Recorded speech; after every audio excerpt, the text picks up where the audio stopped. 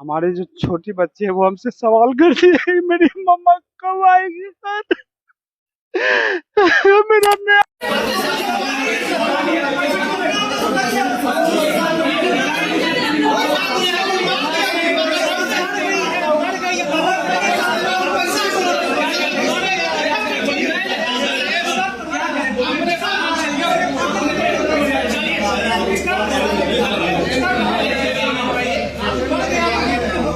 डॉक्टरों ने जो बताते चले कि लोहिया नगर निवासी कुमार गुलशन अपनी शिक्षिका पत्नी का प्रसव करवाने बेगूसराय के महिला कॉलेज स्थित सृजन चिकित्सा क्लिनिक में आते हैं। वहां अपनी पत्नी को एडमिट करवाते हैं और एडमिट करवाने के उपरांत डॉक्टरों के टीम के द्वारा कहा जाता है कि सामान्य चिकित्सा पद्धति के द्वारा सामान्य चिकित्सा करवाकर इनका इलाज कर दिया जाएगा, बच्चे को जन्म दे दिया जाएगा। लेकिन इसी क्रम में सिजेरियन पद्धति के द्वारा इलाज किया जाता है।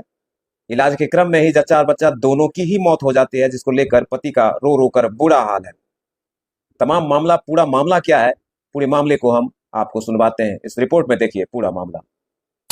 के अंदर ब्लड बैंक है, वहाँ जब गया तो वहाँ भी कुछ पैसे का डिमांड किया गया, वहाँ भी हमने दे दिया, वहाँ भी वही सादा कागज चला। फिर उसके बाद जो है वहाँ से जो है जब मैं ब्लड लेके आ ही रहा था कि इसी बीच जो है हमारी पत्नी को जो है ऊपर से उतारा और एम्बुलेंस में लेके संजीवनी हॉस्पिटल में भर्ती किया। जब उधर से ब्लड लेके आया और फिर उसके बाद मैं उसी रूम में गया जिस रूम में हमारी पत्नी यहाँ पे एडमिट थी। तो मैंने नर्स से पूछा कि हमारी पत्नी कहाँ गई, किस रूम में है। तो उन्होंने बोला आपको पता नहीं है, अभी तुरंत जो है एम्बुलेंस से जो है संजीवनी हॉस्पिटल ले जाया गया, उसकी तबीयत जो है बिगड़ गई है।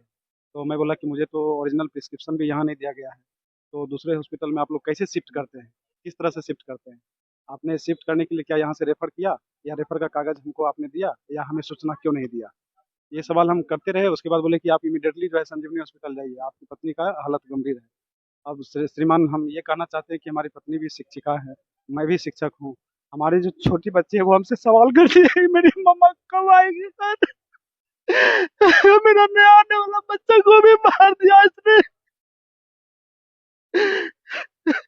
मैं उस बच्ची को क्या जवाब दूंगा। डॉक्टर को तो मैं पैसा दे दिया, वो मकान का था, मकान भी लिख देता, वो कहता कि अंदर से लीवर किडनी निकाल के दे दो, वो भी मैं लिख देता। लेकिन अब बताओ मैं उस बच्ची को क्या जवाब दूंगा कि मेरी मम्मा कब आएगी।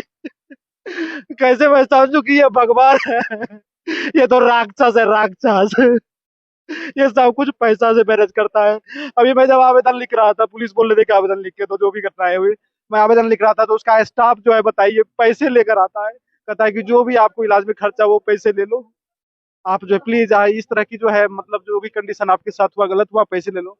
और उसका वीडियो रिकॉर्डिंग भी जो है मतलब हम लोगों के पास है कि किस तरह से वो पैसे दे रहा है, बताइए। देखिए चारों तरफ हम लोग ढूंढने लगे। चारों तरफ ढूंढने के बाद हम लोग देखा एक कपड़ा में लपटा हुआ कार्टून में कार्टून रखा हुआ था। कार्टून को थोड़ा सा हिलाए तो देखे कुछ लगा जिसमें है, तो कार्टून को जब खोले तो देखे बच्चे को कपड़े में पूरा मोड़ मार के कवर करके उसके अंदर में रखा था। छोटा सा कार्टून में उसको रखा हुआ था डस्टबिन की तरफ, डस्टबिन में जैसा रहता उसी ढंग से। तो हम लोग टच किए तो देखे कुछ हैवी लग रहा है, तो उसको खोले तो खोलने में देखे कपड़ा से लपटा हुआ था, उसी के अंदर पैक करके रखा हुआ था। हम लोग ढूंढ के उसको निकाला।